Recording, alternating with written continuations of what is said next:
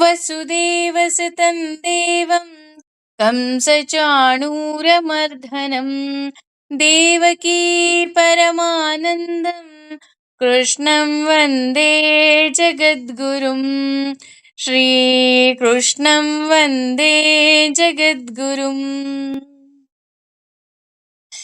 S, ಭಗವಂತ ನಮಗೆ ಈ 9ನೇ ಅಧ್ಯಾಯದಲ್ಲಿ ವಿಜ್ಞಾನದ ಮೂಲಕ, ಅಂದ್ರೆ ನಾವಿನ್ನೂ ಹೇಗೆ ನಾವು ಅದೇನೋ ಅಂತಾರಲ್ಲ, ನಾವು ತುಂಬಾ ಸೂಕ್ಷ್ಮಾತಿ ಸೂಕ್ಷ್ಮ ವಿಷಯಗಳು ಅಂತ ತಿಳ್ಕೋಬೇಕು ಅಂತ, ಅದೇ ರೀತಿ ಇಲ್ಲಿ ಸೂಕ್ಷ್ಮಾತಿ ಸೂಕ್ಷ್ಮ ವಿಷಯಗಳನ್ನ ಭಗವಂತ ನಮಗೆ ಹೇಳ್ಕೊಡ್ತಾ ಹೋಗ್ತಾನೆ. ಹೇಗಪ್ಪ ಅಂತ ಅಂದ್ರೆ ನಮಗೆ ಕಳೆದ ಶ್ಲೋಕದಲ್ಲಿ ಈ 27ನೇ ಶ್ಲೋಕಕ್ಕೆ ಹೋಗಿಂತ ಮುಂಚೆ 26ನೇ ಶ್ಲೋಕವನ್ನ ಮತ್ತೆ ಮತ್ತೆ ಮತ್ತೆ ನಾವು ರಿಪೀಟ್ ಮಾಡ್ಕೊಳ್ಳೇಬೇಕು. ಯಾಕಪ್ಪ ಅಂದ್ರೆ ಅದರಲ್ಲಿ ಭಗವಂತ ಎಷ್ಟು ಸುಂದರವಾಗಿ ಹೇಳ್ತಾನೆ ಅಂದ್ರೆ, ಪತ್ರಂ ಪುಷ್ಪಂ ಫಲಂ ತೋಯಂ ಯೋಮೇ ಭಕ್ತ ಪ್ರವಚ್ಛತಿ. ಅಂದ್ರೆ ನೀನೇನು ತುಂಬಾ ಕಷ್ಟ ಪಡ್ಬೇಡ, ಒಂದೇ ಒಂದು ಹಣ್ಣು, ಒಂದೇ ಒಂದು ಹೂವು, ಒಂದೇ ಒಂದು ಎಲೆ, ಕೊನೆ ಪಕ್ಷ ಏನು ಬೇಡಪ್ಪ, ಒಂದೇ ಒಂದು ಲೋಟ ನೀರ್ ಕೊಡು ಸಾಕು, ನಾನು ಖುಷಿಯಾಗಿ ಹೋಗ್ತೀನಿ. ಆದ್ರೆ ಅದ್ರಲ್ಲಿ ಏನಿರ್ಬೇಕು ಅಂದ್ರೆ ಭಕ್ತಿ ತುಂಬಿರ್ಬೇಕು ಅಷ್ಟೆ. ಹೇಳ್ತೀವಲ್ಲ, ಕೆಲವ್ರು ಮನೆಗೆ ಹೋಗ್ತೀವಿ, ಅವ್ರು ಏನೋ ಕೊಡೋದಿಲ್ಲ, ಆದ್ರೂ ಸಹ ನಾವ್ ಯಾಕೆ ಹೋಗ್ತೀವಿ ಅಂದ್ರೆ, ಅವ್ರು ಅಷ್ಟು ಪ್ರೀತಿಯಿಂದ ಮಾತಾಡಿಸ್ತಾರ ಕಣ್ರಿ ಅಂತ ನಾವು ಹೇಗ್ ಹೋಗ್ತೀವಿ, ಹಾಗೆ ಇಲ್ಲಿ ಭಗವಂತ ಕೇವಲ ಕೇವಲ ಪ್ರೀತಿಗೋಸ್ಕರ ಸೋತ್ ಹೋಗ್ಬಿಡ್ತಾನಂತೆ. ಅದು ಬಿಟ್ಟು ಅವನಿಗೆ ಇನ್ನೇನು ಬೇಡವೇ ಬೇಡವಂತೆ. ಅಂದ್ರೆ ನೀನ್ ಇದೇ ಕೊಡು, ನೀನ್ ಕೊಟ್ರೆ ನನಗ್ ಖುಷಿ ಆಗತ್ತೆ, ಇಲ್ಲ ಅಂತ ಹೇಳ್ತಿಲ್ಲ. ಆದ್ರೆ ನೀನು ಏನನ್ನ ಕೊಡ್ಲಿಲ್ಲ ಅಂದ್ರೂ ನನಗ್ ಖುಷಿ ಆಗತ್ತೆ. ಆದ್ರೆ ನೀನ್ ಏನನ್ನ ಕೊಡ್ತೀಯ ಅದಕ್ಕೆ ನೀನು ತುಂಬಾ ಪ್ರೀತಿ ತುಂಬಿ ಕೊಡು ಅಲ್ವಾ. ಈಗ ಉದಾಹರಣೆ, ಒಂದು 3 ವರ್ಷದ ಮಗು ಇರುತ್ತೆ, ಆ ಮಗುನ್ ಕಂಡ್ರೆ ನಮಗ್ ತುಂಬಾ ಪ್ರೀತಿ. ಯಾಕಪ್ಪ ಅಂದ್ರೆ ಅದು ಬರ್ತಿದಂಗೆ ಓಡ್ ಬಂದೊಂದು ಅಮ್ಮ ಅಂತನೋ, ಅಪ್ಪ ಅಂತನೋ, ಆಂಟಿ ಅಂತನೋ, ದೊಡ್ಡಮ್ಮ ಅಂತನೋ, ಏನೋ ಒಂದು ಪ್ರೊನೌನ್ಸ್ ಮಾಡಿ ಎಷ್ಟು ಬೇಗ ಓಡ್ ಬಂದ್ ಅದೊಂದು ಹಗ್ ಕೊಡುತ್ತೆ ಅಲ್ವಾ. ನಮ್ಗ ಆ ಮಗುವಿಂದ ಏನು ಬೇಡ, ಆ ಮಗುಗೂ ಅಷ್ಟೇ ಏನು ಬೇಡ. ನಮ್ಮಿಂದ ಏನ್ ಬೇಕು, ಅದಕ್ಕೆ ಪ್ರೀತಿ ಬೇಕು.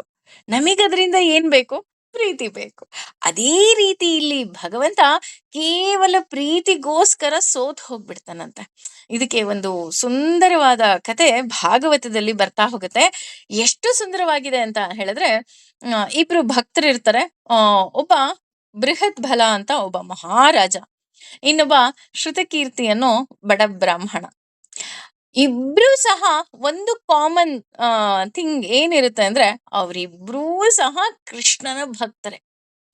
ಆದ್ರೆ ಈ ಶ್ರುತಕೀರ್ತಿ, ಈ ಬಡ ಬ್ರಾಹ್ಮಣ ಏನಿರ್ತಾನೆ, ಅವನ್ ಯಾವಾಗ್ಲೂ ಸಹ ಅವನಿಗೆ ಒಂದೇ ಆಸೆ, ಭಗವಂತ ನೀನೊಂದ್ಸಲ ನಮ್ಮ ಮನೆಗ್ ಬರ್ಬಾರ್ದಾ, ಭಗವಂತ ನೀನೊಂದ್ಸಲ ಬರ್ಬಾರ್ದಾ. ಅಂದ್ರೆ ಭಗವಂತ ಬಾ ಅನ್ನೋದೇ, ಅಂದ್ರೆ ಯಾವಾಗ್ಲೂ ಕರೀತಾ ಇರ್ತಾನೆ ಅವನು, ಭಗವಂತ ಬಾ, ಭಗವಂತ ಬಾ ಅಂತ. ಆದ್ರೆ ಇದನ್ನ ಅವನ ಪ್ರೀತಿಗೆ ಸೋತ್ ಹೋಗ್ಬಿಡ್ತಾನೆ ಕೃಷ್ಣ. ಎಷ್ಟೇ ಆಗ್ಲಿ ಎಲ್ರೂ ಸೋಲೋದು ಒಂದಕ್ಕೇನೆ ರೀ, ಪ್ರೀತಿಗೆ. ಹಣ ಇರ್ಬೋದು, ಅಧಿಕಾರ ಇರ್ಬೋದು, ದರ್ಪ ಇರ್ಬೋದು, ಅದಕ್ಕೆ ನಾವು ಹೆದರಬಹುದು, ಆದ್ರೆ ಪ್ರೀತಿಗೆ ಮಾತ್ರ ನಾವು ಸೋಲೋದಿಕ್ಕೆ ಸಾಧ್ಯ. ಹಾಗೇನೆ ಕೃಷ್ಣನು ಸಹ ಸೋತ್ ಹೋಗ್ತಾನೆ. ಸೋತ್ ಹೋಗಿದ್ದಿ ಆ ಕೌಸಲ್ಯ ದೇಶಕ್ಕೆ ಬರೋದಿಕ್ಕೆ ಸಿದ್ಧ ಆಗ್ತಾನೆ. ಕೌಸಲ್ಯ ದೇಶಕ್ಕೆ ಕೃಷ್ಣ ಬರ್ತಾನೆ ಅಂತ ವಿಷಯ ಗೊತ್ತಾದ ತಕ್ಷಣ ಇಬ್ರು ಸಹ ಒಂದೇ ದೇಶದವರು. ಹಾಗಾಗಿ ಈ ಬೃಹತ್ ಭಾನು ಏನಿರ್ತಾನೆ, ಅವನು ಎಲ್ಲಾ ವ್ಯವಸ್ಥೆಯನ್ನ ಮಾಡ್ತಾನೆ. ಡೋಲು ಲಗ ಬಜಾರಿ ಎಲ್ಲವನ್ನ, ಅಂದ್ರೆ ಅವನ ಅಷ್ಟು ಐಶ್ವರ್ಯವನ್ನ ಅವನು ಕೃಷ್ಣನ ಆಗಮನಕ್ಕೆ ತೊಡಗಿಸ್ಬೇಕು ಅಂತ ಹೇಳಿ ಎಲ್ಲರನ್ನ ಕರ್ಕೊಂಡು ಇನ್ನೇನು ಕೌಸಲ್ಯ ದೇಶಕ್ಕೆ ಎಂಟ್ರಿ ಆಗ್ತಾನೆ ಅನ್ಬೇಕಾರೆ, ಅಲ್ಲಿಂದನೇ ಅವನನ್ನ ತುಂಬಾ ಗ್ರ್ಯಾಂಡ್ ಆಗಿ ವೆಲ್ಕಮ್ ಮಾಡ್ಬೇಕು ಅಂತ ಎಲ್ಲಾ ವ್ಯವಸ್ಥೆಯನ್ನ ಮಾಡ್ಕೊಂತಾನೆ. ಕೃಷ್ಣನು ಅಷ್ಟೇ ಋಷಿ ಮುನಿಗಳ ಜೊತೆ ಕೌಸಲ್ಯ ದೇಶಕ್ಕೆ ಹೊರಡೋದಿಕ್ಕೂ ರೆಡಿ ಆಗ್ತಾನೆ, ಬರ್ತಾನೆ. ಆದ್ರೆ ಈ ಶ್ರುತಕೀರ್ತಿ ಏನಿರ್ತಾನೆ, ಅವನು ಬಡ ಬ್ರಾಹ್ಮಣ. ನೋಡಿ, ಬ್ರಾಹ್ಮಣ ಅನ್ನೋದಕ್ಕಿಂತ ಆತ ಬಡ ಬ್ರಾಹ್ಮಣ. ಅವನು ಕೇವಲ ಭಕ್ತಿಯಿಂದ ನಮಸ್ಕಾರ ಮಾಡ್ಕೊಂಡು ಒಂದ್ ಕಡೆ ನಿಂತ್ಕೊಂಡಿರ್ತಾನೆ ಅಷ್ಟೇ, ಭಗವಂತ ನಮ್ಮ ಮನೆಗ್ ವಾಪ ಅಂತ. ಆದ್ರೆ ಭಗವಂತ, ಈಗ ನಮಗನ್ಸುತ್ತೆ, ಹಾಗಿದ್ರೆ ಭಗವಂತ ಯಾರ ಮನೆಗೆ ಹೋಗ್ತಾನೆ? ಎಲ್ಲಾ ಆಡಂಬರ ಇರೋ ಬೃಹತ್ ಭಾನು ಮನೆಗೆ ಹೋಗ್ತಾನ, ಶ್ರುತಕೀರ್ತಿ ಮನೆಗೆ ಹೋಗ್ತಾನ ಅಂತ ಅಂದ್ರೆ, ಯಾರ ಮನೆಗೆ ಅಂತ ನಾವೇನಾದ್ರೂ ಪೋಲ್ ಹಾಕಿದ್ರೆ ಒಬ್ಬೊಬ್ರು ಒಂದೊಂದು ಆನ್ಸರ್ ಕೊಡ್ತಾ ಹೋಗ್ತಾರೆ. ಆದ್ರೆ ಇಲ್ಲಿ ಭಗವಂತ ಕೃಷ್ಣ ಏನ್ ಮಾಡ್ತಾನೆ, ಒಂದೊಂದು ರೂಪದಲ್ಲಿ ಇಬ್ಬರ ಮನೆಗೂ ಹೋಗ್ತಾನಂತೆ. ಇವನ ಬೃಹತ್ ಭಾನುವಿನ ಆ ದೊಡ್ಡ ಸೇನೆಯ ಜೊತೆ ಅಂದ್ರೆ ಅವನ ಆ ಆಡಂಬರ ಏನಿರುತ್ತೆ ಅದ್ರ ಜೊತೆನೂ ಕೃಷ್ಣ ಹೋಗ್ತಾನಂತೆ. ಅಷ್ಟೇ ಅಲ್ಲದೆ ಈ ಶ್ರುತಕೀರ್ತಿ ಏನು ಕೇವಲ ಭಕ್ತಿಯಿಂದ ಕಾಯ್ತಾ ಇರ್ತಾನೆ, ಅವನ ಜೊತೆನೂ ಕೃಷ್ಣ ಹೋಗ್ತಾನಂತೆ. ಅಲ್ಲಿ ಎಲ್ಲ ವಾದ್ಯಗಳು ಎಲ್ಲ ಆ ಏನಂತಾರೆ ಆಡಂಬರದ ಮೆರವಣಿಗೆಯ ಜೊತೆ ಹೋದ್ರೆ ಈ ಶ್ರುತಕೀರ್ತಿ ಹತ್ರ ಏನೂ ಇರೋದಿಲ್ವಂತೆ. ಅವನು ಧರಿಸಿದ್ದ ಬಟ್ಟೆಯನ್ನೇ ಎಸಿತಾ ಎಸಿತಾ ಅಂದ್ರೆ ಆ ಒಂದು ಅವನು ಏನು ಬಟ್ಟೆ ಹಾಕಿರ್ತಾನೆ ಅದನ್ನ ಹಾಸ್ತಾನಂತೆ. ಅದ್ರ ಮೇಲೆ ನಡ್ಕೊಂಡ್ ಬರೋಷ್ಟೊತ್ತಿಗೆ ಹಿಂದ್ಗಡೆಯಿಂದ ಬಟ್ಟೆ ತಂದು ಮತ್ತೆ ಹಾಕ್ತಾನೆ. ಈ ರೀತಿ ಕೇವಲ ಅವನ ಪ್ರೀತಿಯಿಂದ ಬರ್ತಾನಂತೆ. ಇಬ್ರ ಮನೆಯಲ್ಲೂ ಆತಿಥ್ಯವನ್ನ ಸ್ವೀಕಾರ ಮಾಡ್ತಾನಂತೆ. ಅಷ್ಟೇ ಅಲ್ಲ, ಇಬ್ರ ಮನೆಯಲ್ಲೂ ಸಾಕಷ್ಟು ದಿನಗಳ ಕಾಲ ಇದ್ದು ಅವನು ಮತ್ತೆ ಅವನ ರಾಜ್ಯಕ್ಕೆ ಹೋಗ್ತಾನಂತೆ. ಅಂದ್ರೆ ಒಬ್ಬ ಆಡಂಬರದ ಭಕ್ತನಾದ್ರೆ ಇನ್ನೊಬ್ಬ ಬಡ ಬ್ರಾಹ್ಮಣ. ಆದ್ರೆ ಇಲ್ಲಿ ಕೃಷ್ಣ ನಾವನ್ಬೋದು ಯಾಕೆ ಇಬ್ರು ಮನೆಗೂ ಹೋದ, ಯಾಕೆ ಇಬ್ರು ಮನೆಗೂ ಹೋದ್ನಪ್ಪ ಅಂತ ಅಂದ್ರೆ ಕೃಷ್ಣ ನೋಡಿದ್ದು ಒಂದೇ. ಅವ್ರು ಯಾವ ಪರಿಸ್ಥಿತಿಯಲ್ಲಿ ಯಾವ ವ್ಯವಸ್ಥೆಯನ್ನ ಮಾಡ್ಕೊಂಡಿದ್ದಾರೆ ಅಂತ ಅಲ್ಲ, ಅವರಿಬ್ಬರ ಮನಸ್ಸಲ್ಲಿ ಇದ್ದಿದ್ದು ಕೇವಲ ಭಕ್ತಿ. ಯಾಕೆ ಇದೇ ಕಥೆಯನ್ನ ಇವತ್ ಹೇಳದ್ನಪ್ಪ ಅಂತಂದ್ರೆ ನಾವ್ ಅನ್ಕೊಂತೀವಿ ಅಲ್ವಾ, ಈಗ ತಾನೇ ಕೃಷ್ಣ ಜನ್ಮಾಷ್ಟಮಿಯನ್ನ ಸೆಲೆಬ್ರೇಟ್ ಮಾಡಿದ್ವಿ, ನಾವ್ ಅನ್ಕೊಂತೀವಿ ಹಾಗಿದ್ರೆ ಕೃಷ್ಣ ಎಲ್ರ ಮನೆಗೂ ಹೇಗ್ ಹೋಗ್ತಾನೆ, ನಿಮ್ಮನೆಗ್ ಬಂದಿದ್ನಾ ಕೃಷ್ಣ, ನಿಮ್ಮನೆಗ್ ಬಂದಿದ್ನಾ?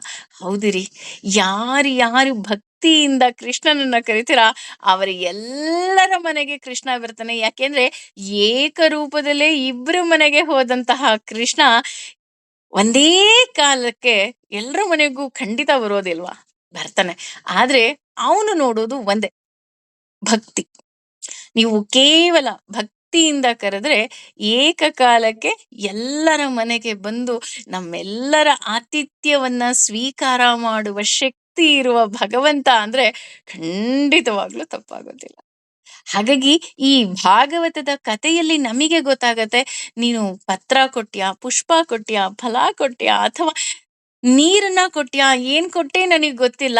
ಆದ್ರೆ ನೀನು ಏನನ್ನೇ ಕೊಟ್ರು ಸಹ ನನಗೆ ಬೇಕಾಗಿರೋದು ಒಂದೇ. ಅದು ಯಾವ್ದಪ್ಪ ಅಂದ್ರೆ ಭಕ್ತ್ಯ ಪ್ರಯಚ್ಛತಿ, ಅಂದ್ರೆ ಭಕ್ತಿಯಿಂದ ತರಬೇಕು, ಪ್ರವೃತಂ ಭಕ್ತಿಯಿಂದ ಕೊಡಬೇಕು ಅಷ್ಟೆ. ಆ ರೀತಿ ನೀನು ಭಕ್ತಿಯಿಂದ ಕೊಟ್ಟಿದ್ದನ್ನ ಅಶ್ನಾಮಿ ನಾನು ಸ್ವೀಕರಿಸ್ತೀನಿ. ನೀನೇನು ಆಡಂಬರವಾಗಿ ನಿನಗ್ ಶಕ್ತಿ ಇದೆಯಾ ಅಥವಾ ನಿನ್ನ ಹತ್ರ ಹಣ ಇದೆಯಾ, ನಿನ್ನ ಹತ್ರ ಈ ಎಲ್ಲ ವ್ಯವಸ್ಥೆ ಇದೆಯಾ, ನೀನು ಏನನ್ನ ಅರ್ಪಿಸಿದ್ರು ನಾನು ತಗೊಳ್ತೀನಿ. ನಿನ್ನ ಹತ್ರ ಏನೂ ಇಲ್ವಾ, ನೀನ್ ತುಂಬಾ ಬಡತನದಲ್ಲಿ ಇದೆಯಾ, ನೀನು ಯಾವ ಪರಿಸ್ಥಿತಿಲಿ ಇದೆಯಾ ಅಂತ ನನಗ್ ಗೊತ್ತು. ಹಾಗಾಗಿ ನೀನು ಕೇವಲ ಭಕ್ತಿಯಿಂದ ಕರೆದ್ರೆ ಸಾಕು, ನಾನ್ ಬಂದ್ಬಿಡ್ತೀನಿ ಅಂತ ಹೇಳ್ತಾ ಹೋಗ್ತಾನೆ.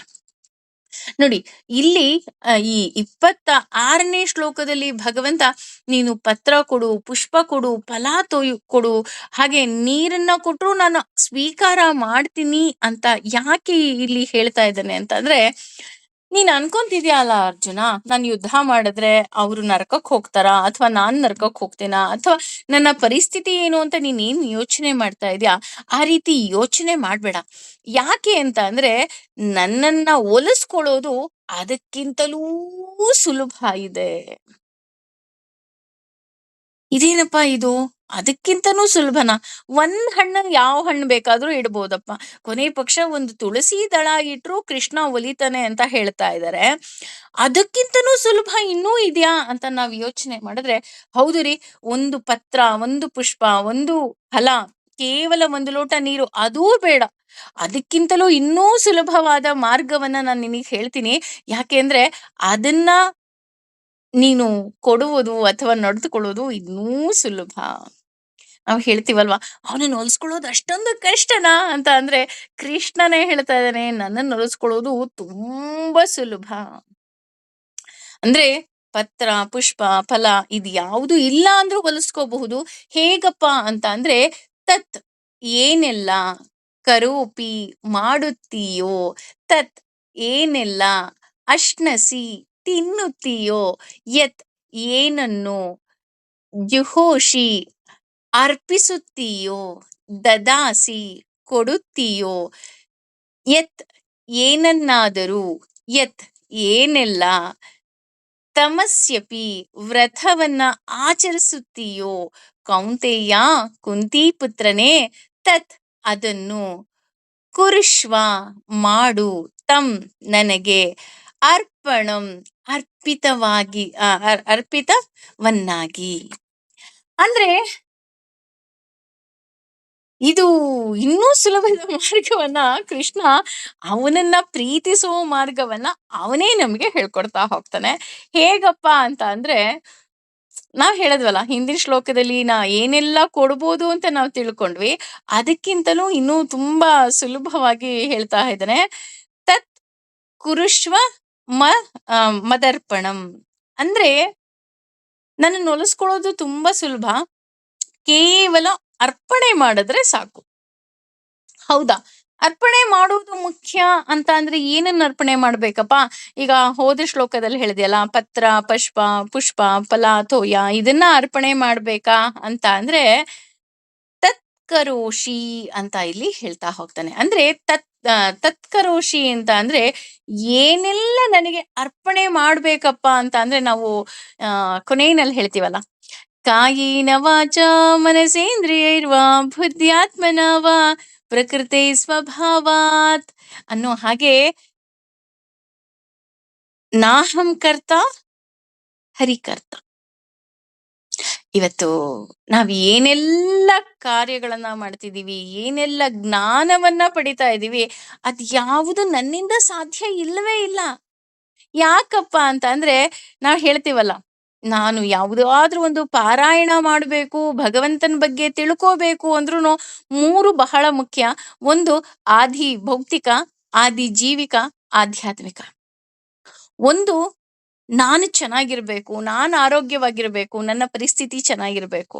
ಇನ್ನೊಂದು, ನನ್ನ ಭೌತಿಕವಾಗಿ ನನ್ನ ಸುತ್ತಮುತ್ತಲು ಏನೆಲ್ಲ ಇದೆ ಅದೆಲ್ಲವೂ ಚೆನ್ನಾಗಿರ್ಬೇಕು. ಅದಕ್ಕಿಂತಲೂ ಎರಡೂ ಇದ್ರೂ ಸಾಧ್ಯ ಇಲ್ಲ ಭಗವಂತನ ಕೃಪೆ ಇಲ್ಲ ಅಂದ್ರೆ. ಹಾಗಾಗಿ ಇಲ್ಲಿ ನಾನು ಒಂದು ತಿಳ್ಕೋಬೇಕು, ನಾಹಂ ಕರ್ತ ಹರಿಕರ್ತ.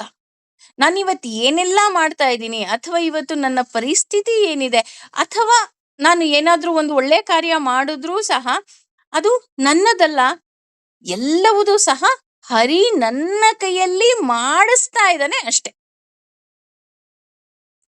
ನಾನು ದಾನ ಮಾಡ್ತಾ ಇದ್ದೀನಿ, ನಾನು ಧರ್ಮ ಮಾಡ್ತಾ ಇದ್ದೀನಿ, ನಾನು ಧರ್ಮದ ಪ್ರಚಾರವನ್ನ ಮಾಡ್ತಾ ಇದ್ದೀನಿ, ನಾನು ಆಧ್ಯಾತ್ಮಿಕವಾಗಿ ತಿಳ್ಕೊಳ್ತಾ ಇದ್ದೀನಿ, ನಾನು ಆಧ್ಯಾತ್ಮಿಕವಾಗಿ ತಿಳಿಸೋ ಪ್ರಯತ್ನ ಮಾಡ್ತಾ ಇದ್ದೀನಿ.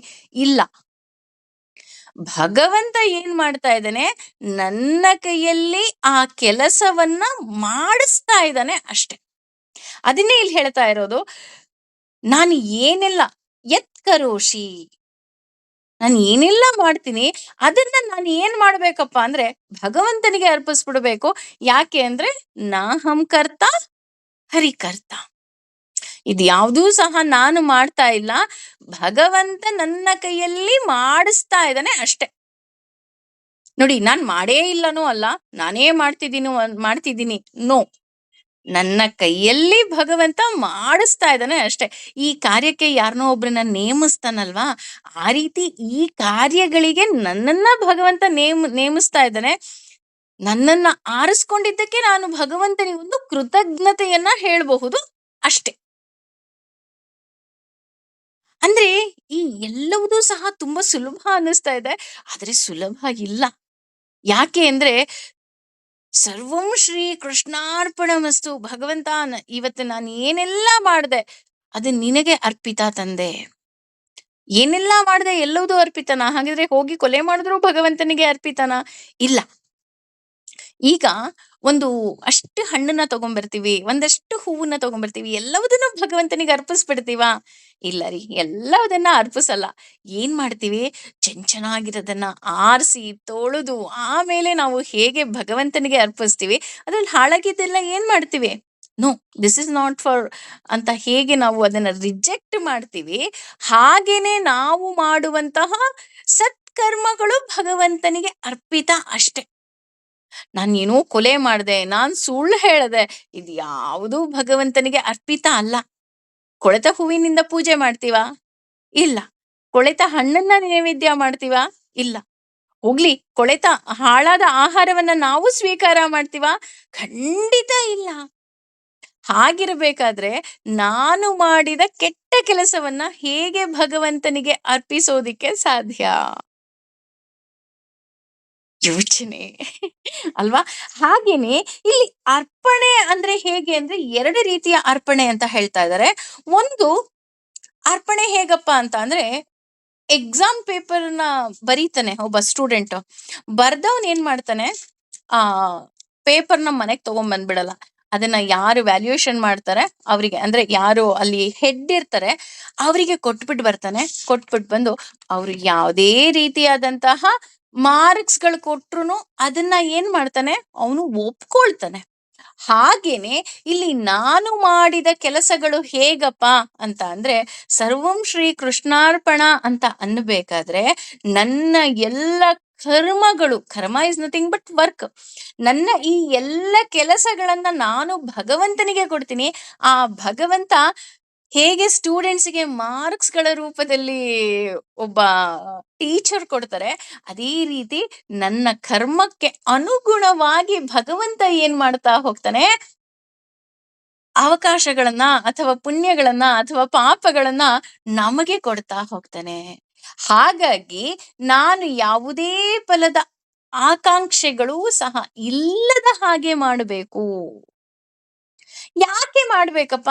ಈಗ ಈಗ ಯಾರಾದ್ರು ಸ್ಟೂಡೆಂಟ್ಸ್ ಹೆಂಗ್ ಬರ್ದೆ ಅಂದ್ರೆ ಏನಂತಾರೆ? ಮಾರ್ಕ್ಸ್ ಬಂದ್ಮೇಲೆ ಗೊತ್ತಾಗುತ್ತೆ ಅಂತ ಹೇಳ್ತಾರೆ. ಹಾಗಿದ್ರೆ ಮಾರ್ಕ್ಸ್ ಬಂದ್ಮೇಲೆ ಗೊತ್ತಾಗದಾ? ಅಂತ ನೋಡೋದಾದ್ರೆ, ಆ ವಿದ್ಯಾರ್ಥಿ ಮೊದಲು ಎಕ್ಸಾಮ್ ಬರೆಯೋದೇನಕ್ಕೆ ಅಂದ್ರೆ, ನಾನು ಇಷ್ಟು ದಿನ ಓದಿದ್ದೀನಿ, ಅದಕ್ಕೆ ತಕ್ಕಂತಹ ಮಾರ್ಕ್ಸ್ ಬರ್ಬೇಕು ಅನ್ನೋದು ಒಂದು ಹೇಗಿರುತ್ತೆ, ಹಾಗೇನೆ ನಾನು ಎಲ್ಲವನ್ನ ಭಗವಂತನಿಗೆ ಅರ್ಪಿಸ್ತೀನಿ. ಆದ್ರೆ ಭಗವಂತ ನನಗೆ ಆ ಕರ್ಮಕ್ಕೆ ಫಲವನ್ನ ಕೊಡ್ಲಿ ಅಂತ ಅಲ್ಲ. ಕೃಷ್ಣಾರ್ಪಣ ಮಸ್ತು ಅಂತ ಹೇಳೋದಕ್ಕಿಂತ ಮುಂಚೆ ನಾವೊಂದು ಪದವನ್ನ ಉಪಯೋಗಿಸ್ತೀವಿ. ಅದ್ ಯಾವ್ದಪ್ಪ ಅಂತ ಅಂದ್ರೆ ನಾರಾಯಣ ಪ್ರೀತ್ಯರ್ಥಂ. ನಾನು ಏನಕ್ಕೆ ಇದಿಷ್ಟೊಂದು ಕೆಲಸಗಳನ್ನ ಮಾಡ್ದೆ, ಈ ಕರ್ಮಗಳನ್ನ ಮಾಡ್ದೆ ಅಂತ ಅಂದ್ರೆ ನನಗೆ ಅವನು ಫಲ ಕೊಡ್ಲಿ ಅಂತ ಅಲ್ಲ. ಭಗವಂತನಿಗೆ ಖುಷಿ ಆಗ್ಲಿ. ಅವನಿಗೆ ಖುಷಿ ಆಯ್ತಾ? ಅವನಿಗೆ ಇಷ್ಟ ಆಯ್ತಾ? ಈಗ ಅಮ್ಮ ಅಥವಾ ಒಬ್ಳು ಪ್ರೇಯಸಿ ಅಥವಾ ಹೆಂಡತಿ ಮನೆಗೆ ಬರುವಂತಹ ಗಂಡನಿಗೆ ಅಡಿಗೆ ಮಾಡ್ತಾಳೆ. ಯಾಕೆ ಅಡಿಗೆ ಮಾಡ್ತಾಳೆ? ಇವತ್ ಸಂಬಳ ಬಂದಿದೆ ಅವನ್ ದುಡ್ಡು ಕೊಡ್ಲಿ ಅಂತನಾ? ಇಲ್ಲ. ಗಂಡನಿಗೆ ಇಷ್ಟ ಆಗತ್ತಾ ಅಂತ. ಅಲ್ವಾ? ಅದೇ ರೀತಿ ಒಬ್ಳು ಪ್ರೇಯಸಿ ತನ್ನ ಪ್ರಿಯಕರನಿಗೋಸ್ಕರ ರೆಡಿ ಆಗ್ತಾಳೆ. ಅವಳಿಗೋಸ್ಕರ ಅವನಿಗೋಸ್ಕರ ರುಚಿಯಾದ ಅಡಿಗೆಯನ್ನ ಮಾಡ್ತಾಳೆ. ಅಥವಾ ಒಬ್ಬ ತಾಯಿ ಮಾಡ್ತಾಳೆ. ಮಗ ಏನಾದ್ರು ಕೊಡ್ಲಿ ಅಂತನಾ? ಇಲ್ಲ. ನನ್ನ ಮಗನಿಗಿದು ತುಂಬಾ ಇಷ್ಟ. ಅದಕ್ಕೋಸ್ಕರ ಮಾಡ್ತಾ ಇದೀನಿ. ಅವನಿಗಿಷ್ಟ ಆಯ್ತಾ? ಈಗ ಮನೆಗೆ ಒಂದಷ್ಟು ಜನ ಗೆಸ್ಟ್ ಬರ್ತಾರೆ ಅಂದ್ರೆ ಕೆಲವ್ರಿಗೆ ಅಭ್ಯಾಸ ಇರುತ್ತೆ. ಆ ಅವರೇ ಪ್ರೀತಿಯಿಂದ ಅಡಿಗೆ ಮಾಡಿ ಬಡಿಸ್ತಾರೆ. ಯಾಕೆ ಬಡಿಸ್ತಾರೆ? ಅವ್ರಿಗಿಷ್ಟ ಆಗ್ಲಿ ಅಂತ. ಬಡಿಸ್ಬಿಟ್ಟು ಸುಮ್ನೆ ಆಗೋದಿಲ್ಲ. ಕೇಳ್ತೀವಿ. ನಿಮ್ಗಿಷ್ಟ ಆಯ್ತಾ? ನನಗಿಷ್ಟೇ ಮಾಡಕ್ ಬಂದಿದ್ದು. ನಿಮಗಿಷ್ಟ ಅಂತ ಮಾಡ್ದೆ. ಆದ್ರೆ ಹೇಗಿದ್ಯೋ ನನಗ್ ಗೊತ್ತಿಲ್ಲ. ಅಲ್ಲಿ ನೋಡಿ, ಪ್ರೀತಿ ಇರುತ್ತೆ, ಮುಜುಗರ ಇರುತ್ತೆ. ಆದ್ರೆ ಅವ್ರು ಇಷ್ಟಪಡ್ಲಿ ಅನ್ನೋ ಆಸೆ ಇರುತ್ತೆ. ಅವ್ರೇನಾದ್ರು ಕೊಡ್ಲಿ ಅನ್ನೋ ಆಸೆ ಅಲ್ಲ. ಅದೇ ರೀತಿ ಇಲ್ಲಿ ನಾನು ಮಾಡುವ ಎಲ್ಲ ಕೆಲಸ ಹೇಗಿರ್ಬೇಕಪ್ಪ ಅಂದ್ರೆ ಭಗವಂತನಿಗೆ ಇಷ್ಟ ಆಗ್ಬೇಕು. ಏ ನಾನ್ ಇವಳನ್ನ ಭೂಮಿಗೆ ಏನಕ್ಕೆ ಅಂತ ನಾನು ಸೃಷ್ಟಿ ಮಾಡುದ್ನೋ ಆ ಕೆಲಸವನ್ನ ಈಕೆ ಬಹಳ ಅಚ್ಚುಕಟ್ಟಾಗಿ ನಾಜೂಕಾಗಿ ಮಾಡ್ತಾ ಇದ್ದಾಳೆ ಕಣ್ರಿ ಅಂತ ಭಗವಂತ ಇಷ್ಟ ಪಡ್ಬೇಕಂತೆ. ಅವನಿಗೆ ಬೇಜಾರಾಗ್ಬಾರ್ದು ನಮ್ಮಿಂದ. ಅಯ್ಯೋ ಯಾಕಪ್ಪ ಇವಳನ್ನ ಹುಟ್ಟಿಸ್ದೆ. ಈಗ ರಾಕ್ಷಸರೆಲ್ಲ ಹುಟ್ಟಿದಾಗ ಅವನು ಎಷ್ಟು ಅಂದ್ರೆ ಕೊನೆಗೆ ಅವನು ಸಂಹಾರ ಮಾಡ್ಬಿಡ್ತಾನೆ ಅಲ್ವಾ? ಆ ರೀತಿ ಆಗ್ಬಾರ್ದು.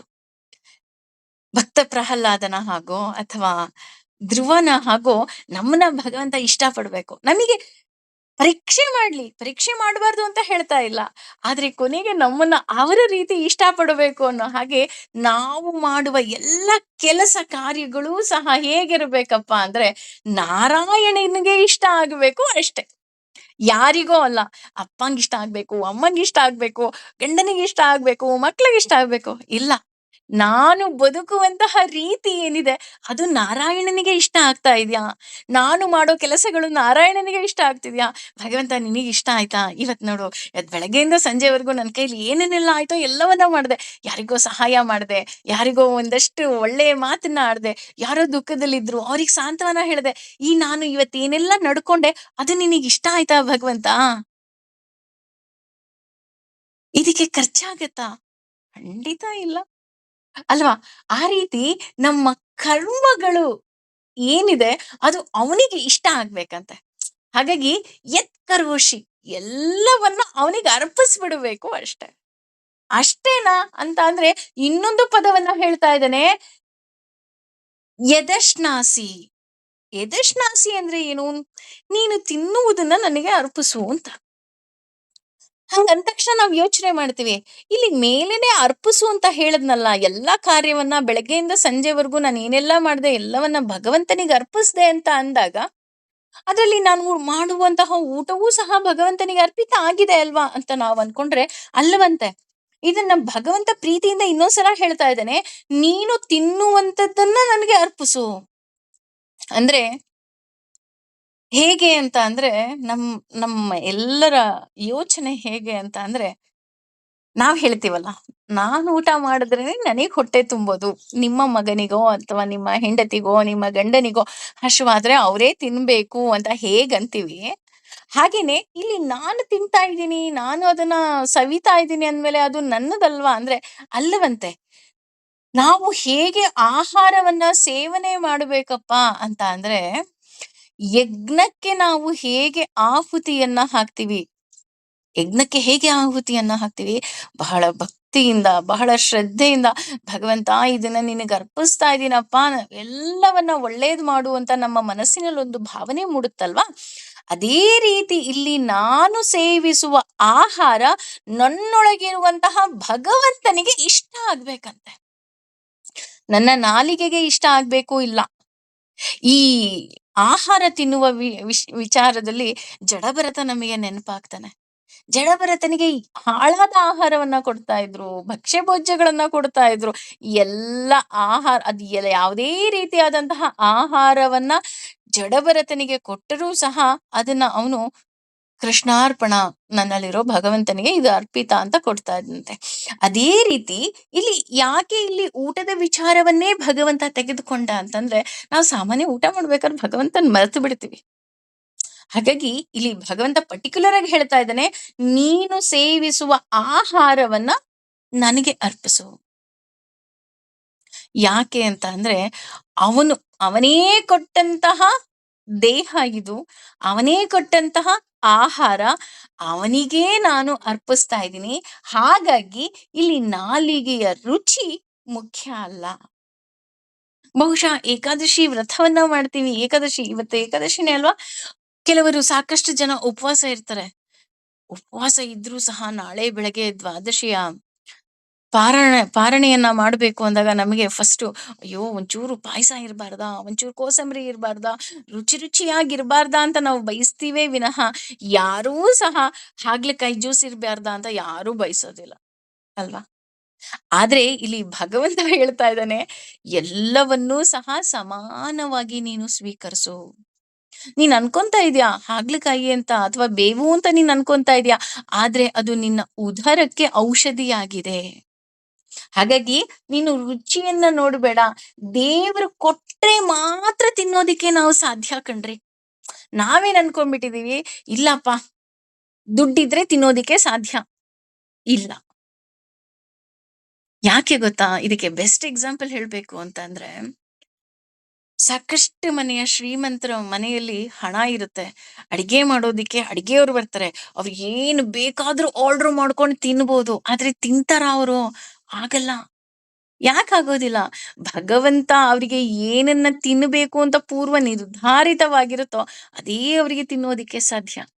ಡಯಟ್ ಅನ್ನೋ ಕಾನ್ಸೆಪ್ಟ್ ಅಲ್ಲೋ ಅಥವಾ ಹುಷಾರಿಲ್ಲ ಅಂತನೋ ಅಥವಾ ಬಿ-ಪಿ ಶುಗರ್ ಇದೆ ಅಂತನೋ ಸಾಕಷ್ಟು ಆಹಾರಗಳನ್ನ ನಾವು ತ್ಯಜಿಸ್ಲೇಬೇಕಾಗತ್ತೆ. ಅದಕ್ಕೆ ಹೇಳೋದು, ಹಣವಿದ್ದರೂ ಸಹ ಋಣ ಇದ್ದಷ್ಟೇ ಲಭ್ಯ ಅಂತ. ಹಾಗಾಗಿ ಇಲ್ಲಿ ಏನಾಗ್ತಾ ಹೋಗುತ್ತೆ ಅಂದ್ರೆ ನಮ್ಮ ಋಣ ಏನಿದೆ, ಭಗವಂತ ನಮಗೆ ಏನು ತಿನ್ನೋದಿಕ್ಕೆ ಕೊಡ್ತಾನೋ ಅದೇ ತಿನ್ನೋದಿಕ್ಕೆ ಸಾಧ್ಯ. ಎಷ್ಟೋ ಕಡೆ ಏನಾಗುತ್ತೆ ಅಂದ್ರೆ ನಾವು ಅನ್ಕೊಂಡೇ ಇರೋದಿಲ್ಲ. ಇಂತಹವ್ರ ಮನೆಗೆ ಹೋಗಿ ಊಟ ಮಾಡ್ತೀವಿ ಅಥವಾ ಇಂಥವ್ರ ಜೊತೆ ಊಟ ಮಾಡ್ತೀವಿ, ಇಂತಹ ಕಡೆ ಊಟ ಮಾಡ್ತೀವಿ ಅಲ್ವಾ?